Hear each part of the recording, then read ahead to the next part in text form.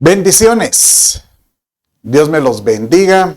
Hoy continuamos y hoy cerramos esta serie tan linda, tan hermosa sobre la vida de nuestro amado Señor Jesucristo y cómo ha armonizado cronológicamente los evangelios, uno conforme al otro.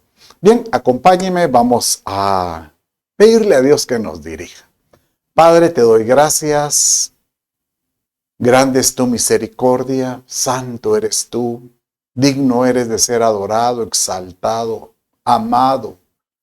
Padre mío, hermoso es conocer tu vida, la vida de nuestro amado Señor Jesucristo, y que podamos, Padre mío, hoy cerrar esto con alegría y con gozo. Te lo ruego en el nombre de Jesús tu Hijo.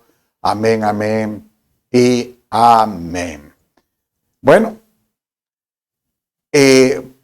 la vida de Jesús comienza relatada desde su nacimiento. Cómo es que ese nacimiento angelical se fue dando y a lo largo del tiempo pues aparece literal su vida ministerial a partir de los 30 años. Y en cada uno de estos años estuvimos viendo la importancia que hay en todos ellos. Cómo fue la crucifixión y cómo es que compagina con las fiestas, como él había dicho que él era un cordero pascual y culmina en la fiesta de la Pascua. Hoy vamos a finalizar con la resurrección, que es importante. Pero ¿por qué aprender la vida de Jesús? Bueno, hemos estado introduciendo cada vez que tenemos que vivir como él vivió. Así lo dijo cada discípulo, cada de los apóstoles. Y en este caso Juan decía, el que dice que permanece en Dios debe vivir como vivió Jesús, ¿verdad? Entonces, no hay como tener la seguridad de tener el conocimiento de cómo es que Jesucristo se desarrolló, porque si yo alcanzo su vida en mí, estoy prácticamente comprometiendo a decir, ya no vivo yo, sino Cristo que vive en mí. Y Pablo decía en Filipenses 1:21, pues para mí el vivir es Cristo y el morir es ganancia. La importancia de su muerte no solo culmina en llevar una cruz. No, lo más importante es saber que Jesús resucitó. Y si no hubiera resucitado, pues vana es nuestra predicación. Imagínense cómo dice 1 Corintios 15, 12 al 14 de esta manera. Ahora bien, si se predica que Cristo ha resucitado de entre los muertos, ¿cómo dicen algunos entre vosotros que no hay resurrección de muertos? Y si no hay resurrección de muertos, entonces ni siquiera Cristo ha resucitado. Y si Cristo no ha resucitado, vana es entonces nuestra predicación y vana también nuestra fe. Muy importante esto, que si en sí no se hubiera culminado la resurrección, prácticamente todo lo que él decía continuamente, que él decía, es necesario que yo muera, es necesario que yo muera, pero sepan, yo regresaré.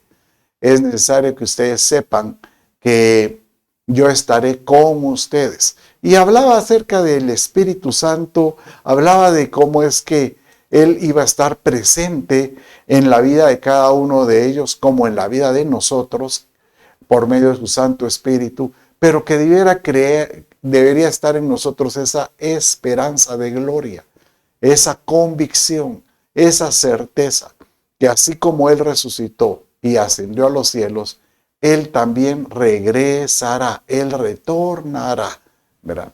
Bueno, hemos estado enseñando acerca de que la vida de Jesucristo se desarrolló prácticamente en 33 años y medio. Iniciamos el primer discipulado con la genealogía y su nacimiento y su niñez, y menciona la Escritura hasta los 12 años. De ahí brinca hasta los 30, donde comienza su primer año de ministerio, que fue el año de presentación. El segundo año fue su popularidad y el tercero la oposición. Posteriormente vimos que prácticamente la tercera parte de los evangelios, de cada evangelio, habla mucho acerca de los últimos meses, semanas, que es la última semana, que es su crucifixión, y habla de la resurrección y la ascensión. Entonces, hoy vamos a comenzar qué sucedió cuando Jesucristo fue sepultado. Nos quedamos la semana pasada hablando acerca de que José de Arimatea concedió un sepulcro sin usar nuevo. Y Nicodemo también llevó especies y ungieron ese cuerpo y lo depositaron. Pero bien como él lo dijo varias veces, que esperaran, que tuvieran la certeza. Y uno piensa, ¿por qué los discípulos no les costaba creer? Y la verdad es que si uno lo analiza, es como en los tiempos de cuando Noé viene y le dice, va a llover, va a llover. Y ellos miren cómo va a llover si nunca hemos visto la lluvia. Y aquí él les dice, el Señor les decía, yo voy a fallecer, pero voy a levantarme, me voy a levantar. Y es curioso, bueno, yo diría, es una ironía, porque ellos sí vieron resurrecciones. Vieron la resurrección de la hija de Jairo, del hijo de la viuda de Naín, ¿verdad? Entonces, y tenían conocimiento de personas que habían resucitado, como cuando Eliseo dice que cuando cae un soldado, se golpea y cae muerto y toca la tumba de Eliseo. Y en ese momento, cuando toca, dice que él recobró y tomó vida. O sea que sí tenían conocimiento de resurrecciones, pero tal vez les costaba pensar en una resurrección tan divina de alguien que fue tan maltratado. Bueno, terminamos viendo de que los religiosos mandaron a poner un sello en la piedra, mandaron a poner una guardia especial y evitando de que él resucitara, porque por lo menos ellos estaban conscientes que él les había dicho que él iba a resucitar. Bueno, entonces vaya conmigo y vamos a ver qué pasó con este sello y con esta piedra. Entonces, en Mateo 28 dice 2 y 4, y hubo un gran terremoto. Curioso, porque también cuando él expiró, cuando él fallece, también hubo un gran terremoto. Y dice, y hubo un gran terremoto porque un ángel del Señor, descendiendo del cielo y llegando, removió la piedra y se sentó sobre ella. Su aspecto era como un relámpago y su vestido blanco como la nieve. Y de miedo los guardias temblaron y se quedaron como muertos. Yo puedo imaginar que estos guardias se quedaron atónitos. Imagínense, están ellos en custodia. De repente aparece alguien y con el simple ordenanza mueve esa piedra, y verlo como una imagen, llamémosle así, celestial. Esto hace creer lo mismo que sucedió con Pablo, que él, queriendo servir a Dios, tiene un encuentro con Jesucristo, y eso lo deja uno atónito, porque pensando, si yo estaba sirviendo a Dios, veo que realmente estoy contra Dios. Pues yo puedo imaginarme a estos guardias dándose cuenta que esto realmente era el que estaban custodiando ese cuerpo, realmente era celestial, ¿verdad? Y cualquiera podría quedar asombrado en todo sentido. Bueno, dice que cuando están en ese momento, había pasado el tiempo ya de la fiesta de la Pascua, y llegan las mujeres para ungirlo. Bueno, vaya conmigo y mire qué fue lo que pasó con estas mujeres. Entonces, dice de esta manera: cuando pasó el día del reposo, llamémosle el día del descanso de la Pascua, ¿verdad? No es que sea el Sabbat, sino el descanso de la Pascua, María Magdalena, María la madre de Jacob y Salomé compraron especias aromáticas para ungirle. Y muy de mañana, bueno, acuérdense que solo quiero repasar algo. Ellos estaban celebrando dos fiestas, la fiesta de la Pascua, la fiesta de los panes de la proposición, y el sábado era la fiesta de las primicias. Entonces cualquiera podría pensar que ellas llegaron un día domingo, ¿verdad? Pero aquí da a entender que cuando Jesucristo resucitó, Él resucitó un día sábado, no un día domingo, ¿verdad? Entonces, cuando pasa el día de reposo, sí, efectivamente, ellas llegaron en la mañana del día domingo, para ser claro en ese sentido. Y dice entonces, compraron especias aromáticas para ungirle. Y muy de mañana, el primer día de la semana era domingo, vinieron al sepulcro, ya ha salido el sol, pero decían entre sí, ¿quién nos removerá la piedra de la entrada? Pero cuando miraron, vieron removida la piedra, que era muy grande. Entonces, aquí para ellas, pues puedo imaginarme el impacto de encontrar una tumba removida, y otra cosa, no encontrar a los guardias, sino que prácticamente podría haber sido un impacto decir, ¿qué pasó con nuestro Señor? Y tal vez podrían haber pensado, se robaron el cuerpo de nuestro Señor amado, se robaron el cuerpo. Entonces cuando ellas intentan entrar, su sorpresa es que encuentran a este ser angelical. Y él empieza a decirle, espérense, y les empieza a dar instrucciones. Y la instrucción que les dice es, en Mateo 28, 6 y 9, dice de esta manera. No está aquí, pues ha resucitado, como dijo, como él lo dijo. Venid, ved el lugar donde fue puesto el Señor. O sea que ellas seguramente entraron a la tumba y vieron que estaba vacía. E id pronto y decid a los discípulos que ha resucitado de los muertos. Y he aquí va delante de vosotros a Galilea. Allí le veréis. He aquí os lo he dicho. Pero mire qué curioso, porque ya de una vez él les está dando instrucciones de que él no solo resucitó, sino que también como que camina o como que se desplaza. Él va delante de vosotros a Galilea. Ahí le van a encontrar. Entonces ellas, saliendo del sepulcro con temor y gran gozo, fueron corriendo a dar las nuevas a sus discípulos. Y mientras iban a dar las nuevas a los discípulos, he aquí Jesús les salió al encuentro, diciendo, salve. Y ellos, acercándose, abrazaron sus pies y le adoraron. Esta fue haber sido una experiencia gloriosa, porque realmente prácticamente es la primera aparición de Jesús para uno de los terrenales, para los terrestres, ¿verdad? Entonces, pero eso es lo que vimos en el Evangelio de Mateo, pero mire cómo dice en el Evangelio de San Juan con relación a este encuentro. Dice de esta manera, que cuando ellas están caminando, por instrucción del ángel, dice que una de ellas encuentra a Jesucristo y no lo reconoce. Entonces dice que esta imagen que ella vio le dijo de esta manera. Léalo conmigo en Juan 20, 15, 17. Jesús le dijo, mujer, ¿por qué lloras? ¿A quién buscas?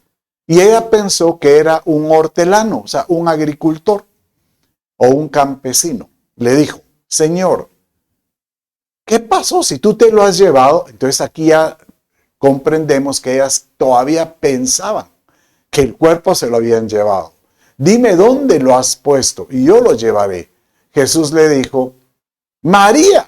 Volviéndose ella le dijo, Raboni, que quiere decir maestro. Jesús le dijo, no me toques, porque aún no he subido a mi Padre, mas a mis hermanos. Y diles, subo a mi Padre y a vuestro Padre. Subo a mi Padre, a vuestro Padre, a mi Dios y vuestro Dios. Entonces, en el verso anterior, Mateo dice que ellas se postraron y le adoraron los pies. pero lo más seguro es que lo adoraron sin tocarlo, porque aquí Juan dice que él mismo le dice, no me toquen, porque aún no he subido a mi Padre. O sea que él en ese momento, curioso, ¿qué tipo de cuerpo tendría? Yo puedo imaginarme que era un cuerpo, lo que se le llama un cuerpo glorificado, un cuerpo que, aunque tenía, por ejemplo, presencia física, pero era un cuerpo que no tenía, por ejemplo, sangre, ¿verdad? Un cuerpo que aunque tendría huesos, porque tenía que tener un sistema óseo para sostenerlo, pero era diferente. Lo que creemos es, y lo que yo he leído, por lo que he entendido, es que el cuerpo glorificado es un cuerpo lleno de luz. O sea, que él tenía una esencia de luz, porque así es como lo dice Juan 1, que dice que en él estaba la luz del mundo.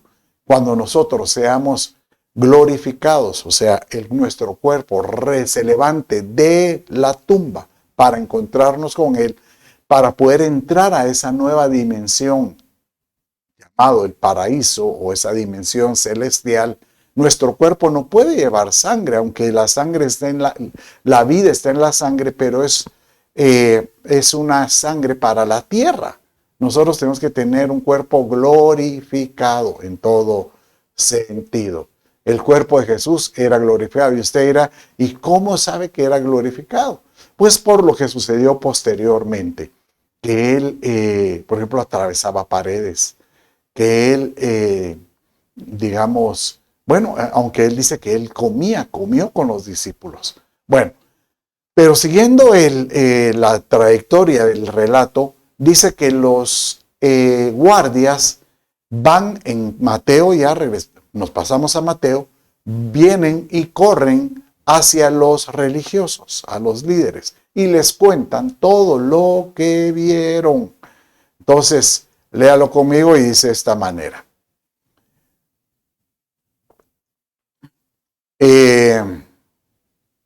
Mientras ellas iban, he aquí, unos de la guardia fueron a la ciudad y dieron aviso a los principales. O sea, bien, mientras ellas iban era porque el ángel les dio instrucción, vayan a Galilea.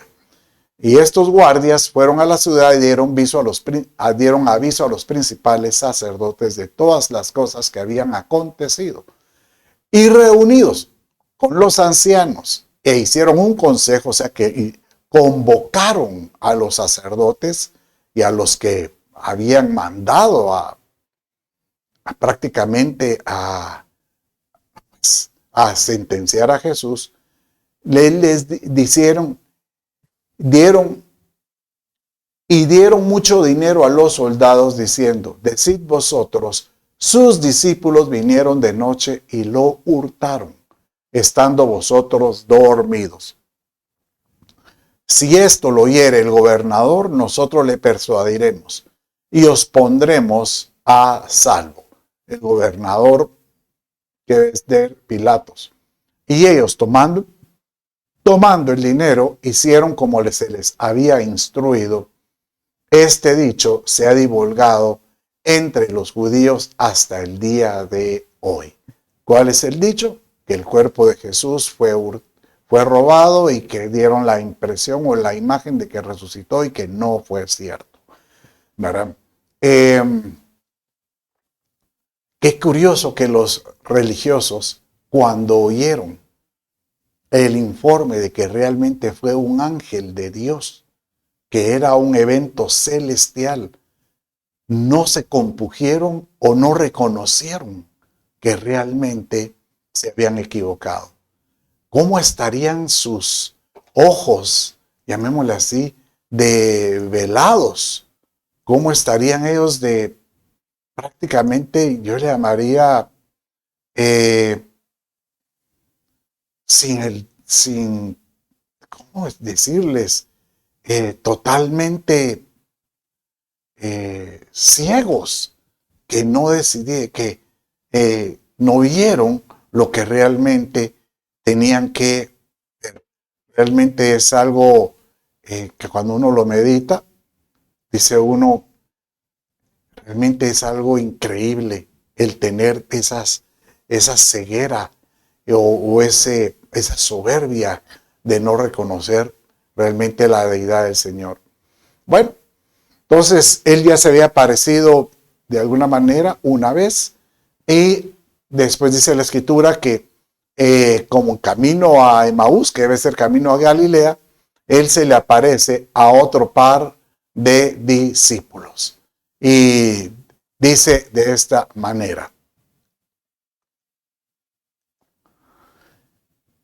Y he aquí, dos de ellos, esto lo encontramos en Lucas, dos de ellos iban el mismo día a una aldea llamada Emaús, que está a 60 estadios de Jerusalén. 60 estadios son como 11 kilómetros.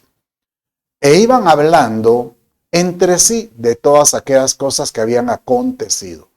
Y sucedió que mientras hablaban y discutían entre sí, Jesús mismo se acercó y caminaban con ellos, mas los ojos de ellos estaban velados para que no lo reconocieran. De ahí voy a ir a hablar de los versos posteriores, pero dice que en este momento Él les dice, ¿y de qué hablan? Ellos le responden que no sabes lo que ha acontecido, de dónde eres, estás en este mundo, prácticamente le dijeron que no estás enterado de lo que sucedió. Y le empiezan relatando acerca de Jesús, pero ellos mismos dicen, pero el que nosotros creíamos que iba a ser el rey, fue crucificado. Entonces viene Jesús y les empieza a explicar cómo es que lo que Jesús vino a hacer era cumplir la ley, y le empieza contando desde cómo es que el Cordero de la Pascua, cómo es que el Jesucristo mismo tenía que ser el ungido, el Mesías, pero tenía que ser presentado como decía Isaías, y que tenía que ser levantado en todo sentido. Y ellos lo escuchaban atónitos porque decían, ¿cómo qué sabiduría la que tiene este?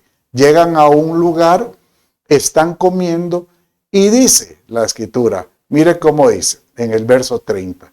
Y aconteció que estando sentado con ellos a la mesa, tomó el pan y lo bendijo, lo partió y les dio. Entonces fueron abiertos los ojos y le reconocieron. Y de repente dice que él se desapareció de su vista. Entonces prácticamente aquí nuevamente vemos cómo es que su cuerpo glorificado era, pues prácticamente tenía una autoridad espiritual sobre la materia. Imagínense poder desaparecer, como cuando hablamos hace un rato, poder atravesar una pared. Y aquí dice que él comió con ellos, o sea, él tomó de la copa, comió del pan, e incluso dice que él bendijo el pan que estaban comiendo. O sea que es un cuerpo que no entendemos mucho cómo ha de ser, pero sí deberíamos de comprender que Dios de alguna manera tiene algo muy especial para todos nosotros. Con esta aparición de Emaús, inmediatamente pareciera que fue casi simultáneo. Los discípulos están reunidos en un aposento, debe ser en Galilea, porque el ángel dice que vayan a Galilea. Y ellos están reunidos, y estando ellos reunidos, ¿qué sucede? Tienen un encuentro sobrenatural, porque ellos están hablando ahí entre ellos, y de repente, de la nada, aparece el Señor Jesús. Léalo conmigo, y dice de esta manera. Mientras ellos, esto lo encontramos en Lucas 24, mientras ellos aún hablaban de estas cosas, Jesús se puso o apareció en medio de ellos. O sea que está con los de Emaús y ¡prum!, aparece en medio de ellos. Y les dijo, paz a vosotros. Entonces, espantados y atemorizados, imagínense la sorpresa de que alguien aparece ahí, literal, como la vez pasada decían es un fantasma, ¿verdad? De cuando estaban en la barca, y ahora pensando, ¿y esto quién es? Pensaban que veían un espíritu. Pero él les dijo, ¿por qué estáis turbados? y vienen a vuestro corazón estos pensamientos de saber quién soy yo, quién es este. Mirad mis manos, mirad mis pies, que yo soy el mismo. Palpen, y ahí nuevamente imagino que él toma ese cuerpo glorificado, toma presencia física, y toquen, y miren, porque un espíritu no tiene carne ni huesos, como veis que yo tengo. Entonces, aquí nuevamente manifiesta que él tenía hueso y carne, pero no tenía sangre, ¿verdad? Y que la luz del Señor estaba dentro de él para poder tener ese cuerpo hermoso, glorificado, ¿verdad? Y podríamos asumir que esta aparición, como la de Maús y con la de los 10, es prácticamente su segunda aparición. Bueno, dice que en breve él viene y como que también se retira, y en eso entra y viene Tomás y le cuentan ellos lo que aconteció con relación a la vista la aparición que ellos tuvieron del Señor Jesús. Y él viene, Tomás, y dice: si yo no toco, al igual que ustedes, si yo no meto mi dedo y no lo palpo, yo no creeré. Y diciéndolo, aparece el Señor Jesús, como que él estuviera en diferentes dimensiones, o físicamente, pero porque aparece después nuevamente estando ahí Tomás, y él le dice: si quieres creer, palpa. Entonces nuevamente dice que Tomás, al tocar y todo eso, él dice: ahora sí creo. Y ¡pum! Y se vuelve a retirar, ¿verdad?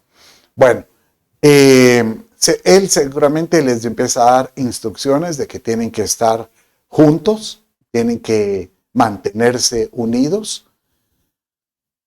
Pasaron un par de días, no dice cuánto, pero lo que sí dice es que viene Pedro y Juan y dice: vamos a pescar. Curioso, porque podría pensar uno de que tal vez se desesperaron y dijeron: regresemos a nuestro oficio, pero yo creo que ellos dijeron: mientras que esperamos, hagamos lo que alguna vez hicimos con tanto alegría, y era la pesca. Entonces dice que estaban en Galilea, fueron al mar de Galilea y salieron a pescar, y nuevamente no pescaron nada, ¿verdad?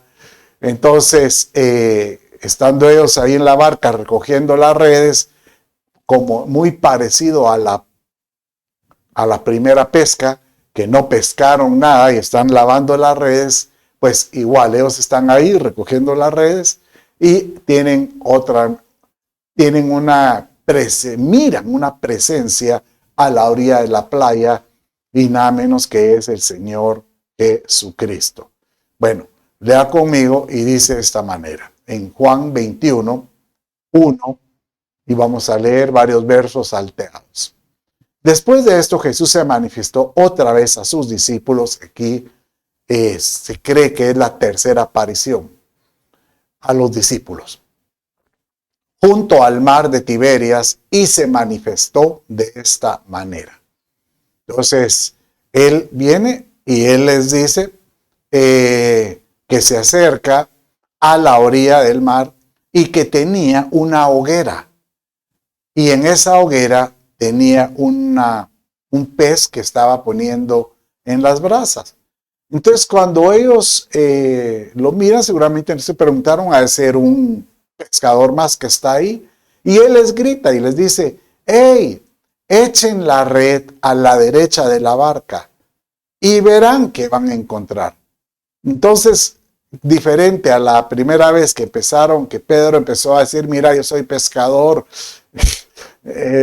no, ya estuvimos pescando toda la noche. No, aquí lo curioso es que él obedece.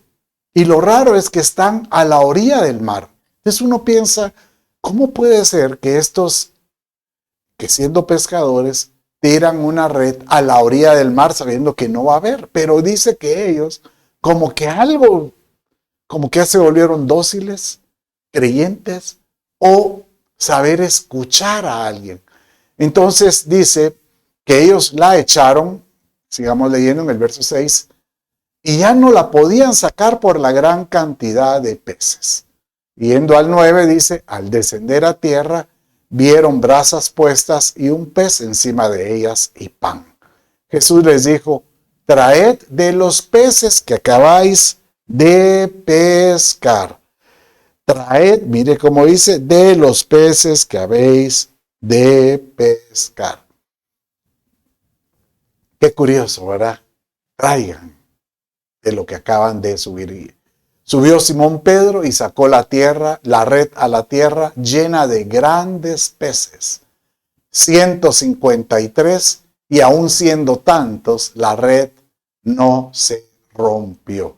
¿Sabe que yo siempre he creído, qué raro esta anécdota? ¿Por qué menciona ese detalle? Grandes peces, 2, 153, y 3, una red que no se rompe. O sea, ¿por qué ese detalle? Y yo lo único que puedo pensar es que esto es una analogía, como que Él les está diciendo, ahora ustedes van a ser pescadores, pero de hombres. Ahora a ustedes les toca tirar la red. Y miren, van a pescar grandes peces relevantes, personas relevantes. 153, sabe que el número 153 no aparece en la escritura en ningún, o sea, no tiene una forma de decir que tiene alguna simbología. Pero lo que sí puedo decirles es que lo que está diciendo es que van a ser peces contados. O sea que los que ustedes pesquen los tienen que cuidar, van a tener que velar. Y dice, siendo tantos, la red no se rompe. Ahora mi espíritu, yo mismo estaré con ustedes, y aquellos que ustedes estén dispuestos a discipular, a cuidar, no se les va a ir, porque el Espíritu Santo va a estar con ustedes. Qué lindo, ¿verdad?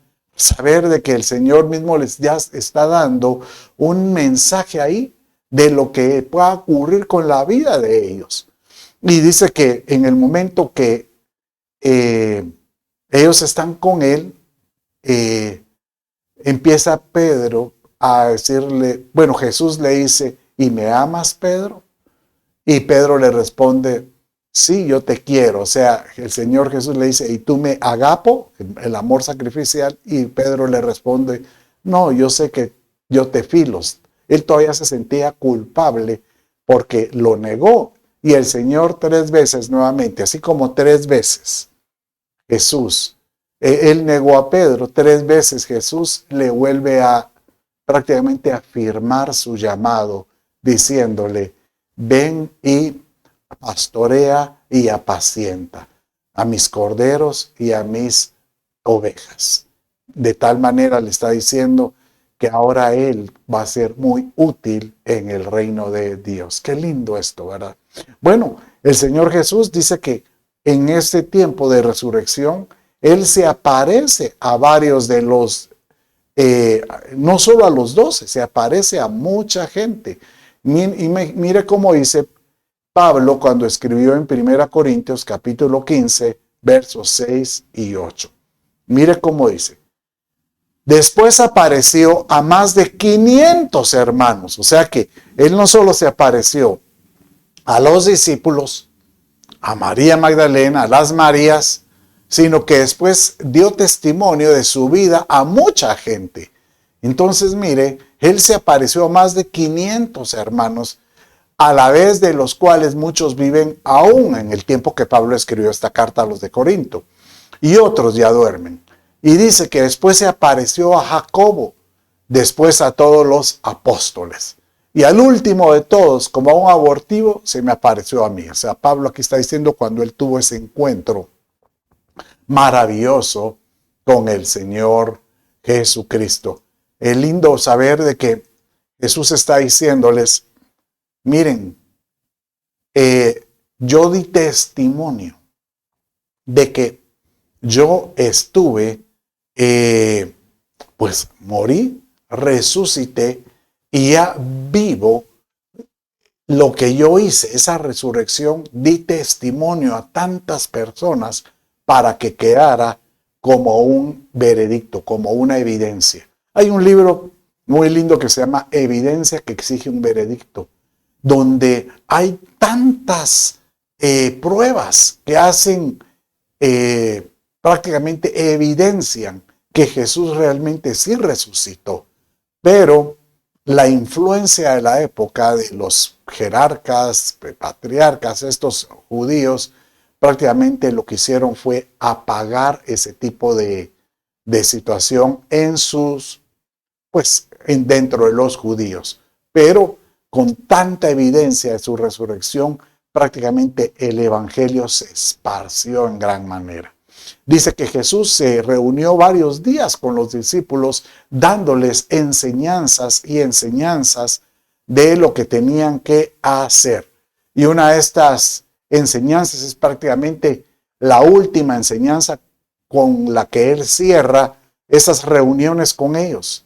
Dice que él se reúne con ellos varias veces y la última reunión que él tiene, dice que antes de ascender les dio esta enseñanza que se llama la Gran Comisión. Y dice de esta manera, en Marcos 16, 14 y 16. Finalmente se apareció a los 11 mismos, o sea, se aparecía y se iba. Estando ellos sentados a la mesa y les reprochó su incredulidad y dureza de corazón, porque no habían creído a lo que habían visto y que no le habían visto resucitado. Y les dijo, id por todo el mundo y predicad el evangelio a toda criatura. El que creyere fuere bautizado, será salvo, mas el que no creyere será condenado. Y dice que todavía les dice, id y haced discípulos a todas las naciones. Marcos, por ejemplo, dice, id por todo el mundo y predicar este evangelio, y dice, y estas señales seguirán a los que creen. Y él habla de 5 señales. Tener autoridad espiritual sobre los demonios, hablar nuevas lenguas, tener autoridad sobre las cosas que ingieran y poder sanar sobre los enfermos y poder tener autoridad sobre cualquier obra del enemigo. Y dice que igual como en Mateo y Marcos, después de darle la gran comisión, dice el último verso, y el Señor, después que les habló, después que les dio la gran comisión, fue recibido arriba en el cielo y se sentó a la diestra de Dios. O sea que el último mensaje de ellos que escucharon del Señor Jesucristo fue la gran comisión y las señales importantes que ellos tenían que cuidar. En ese tiempo que ellos estuvieron reunidos con el Señor Jesús varios días, dice que Él hizo señales y prodigios.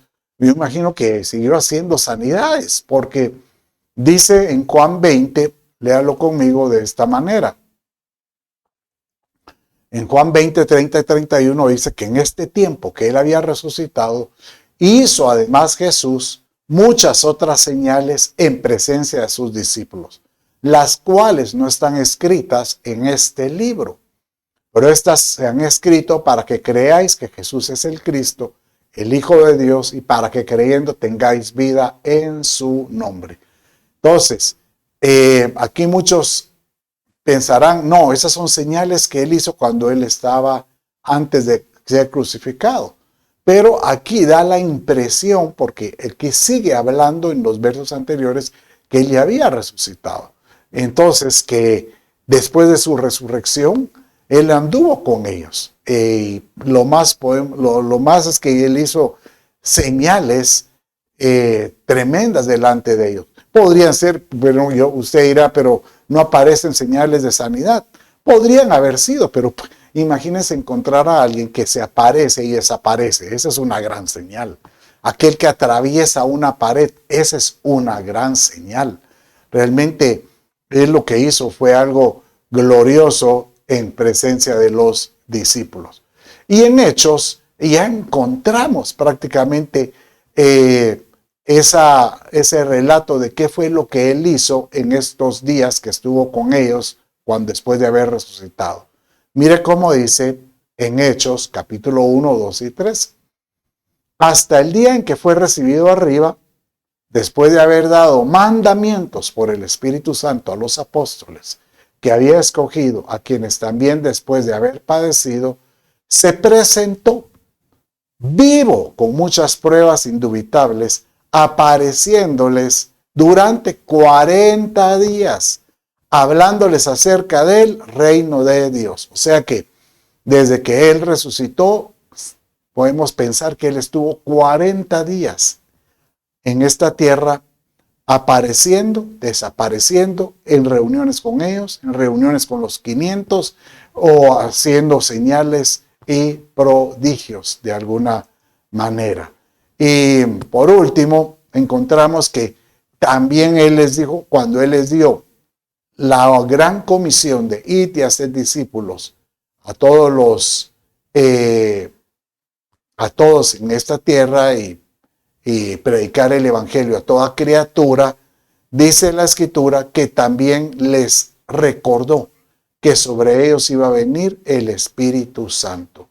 Entonces Él viene y les dice de esta manera antes de ascender. Y les dijo, no os toca a vosotros saber los tiempos o las sazones que el Padre puso en su sola potestad. En otras palabras, de aquí hasta cuando yo vuelva, van a ocurrir muchas cosas. Van a haber muchas situaciones, guerras, rumores de guerra, acontecimientos mundiales, acontecimientos celestiales, van a haber muchas señales, pero ustedes solo manténganse firmes y eso tiene que se tiene que recorrer hasta nuestros días. Estén firmes, pero ¿qué es lo que los va a mantener firmes? Lo que dice aquí. Pero recibiréis poder cuando haya venido sobre vosotros el Espíritu Santo. Y me seréis testigos en Jerusalén, en Judea, Samaria y hasta lo último de la tierra. Y habiendo dicho estas cosas, viéndolo ellos, fue alzado y le recibió una nube que le ocultó de sus ojos. O sea que, estando ellos reunidos, Él les dio la gran comisión. Dice que salen, él sale por la pared, están todavía afuera y Él viene y les da esta última, como el cierre de ese último discipulado que les dio. Y debe ser, yo siempre he dicho, si uno sabe que el Señor Jesús está por ascender y Él te dio su último discipulado y fue el que quedó registrado, ese último discipulado yo lo debería tener en la punta de la lengua. Yo lo debería de repasar, revisar, entender, porque prácticamente el Señor les está diciendo, miren, ¿se acuerdan cuando les hablaba por parábolas? Cuando les di las bienaventuranzas, cuando les hablé la parábola del sembrador, cuando les contaba parábolas de mi venida, todo eso es importante. Si se les olvida que no debiera, bueno, pero esto, la gran comisión deberían de tener presente, deberían de tenerla en la punta de la lengua, entender esas señales que seguirán a los que creen. Y literal, eso es algo que nos debiera nosotros yo pensaría, de tener esa entereza de saber qué es lo que el Señor quería para que hiciéramos hasta estos últimos días. Bueno, y estando ellos viendo todavía, dice la Escritura en Hechos 1, 10 y 11, y estando ellos con los ojos puestos en el cielo, entre tanto él se iba, he aquí se pusieron junto a ellos 2 varones con vestiduras blancas, 2 ángeles, los cuales también le dijeron, varones Galileos, ¿por qué estáis mirando al cielo? Este mismo Jesús que ha sido tomado de vosotros al cielo, así vendrá como le habéis visto al cielo. Aleluya. Este mismo Jesús, el mismo, así como ustedes lo han visto, vendrá. Con esto prácticamente nos hace reflexionar y pensar que así como Él ascendió, Él descenderá. El creyente, la iglesia de Cristo, la iglesia novia, debería estar expectante, no de su segunda venida cuando venga físicamente sobre la tierra. No, nosotros deberíamos estar expectantes de cuando Él se anuncie en los lugares celestiales y con voz de mando, con trompeta de Dios, con voz de arcángel, y los que estén durmiendo, dice, se levantarán de la tierra, tomarán un cuerpo glorificado, y los que estemos vivos, dice, nos uniremos con ellos para poder llegar a ese tribunal de Cristo y poder ser sopesados y poder pasar en balanza lo que hicimos en esta tierra. Y aquellos que dieron la talla van a poder llevar listos al paraíso con muchos otros para poder festejar las bodas del Cordero. Que tú puedas tener esa esperanza y esa expectativa de poder participar de las bodas del Cordero. Señor, te ruego, bendice a todos aquellos que han estado escuchando esta serie y este discipulado, y que podamos, Señor, conocer tu vida y anhelar tu vida y caminar en tu vida para ser como tú lo hiciste. Te lo pido en el nombre de Jesús, tu Hijo, te doy gracias. Amén, amén y amén. Dios me los bendiga. Un abrazo.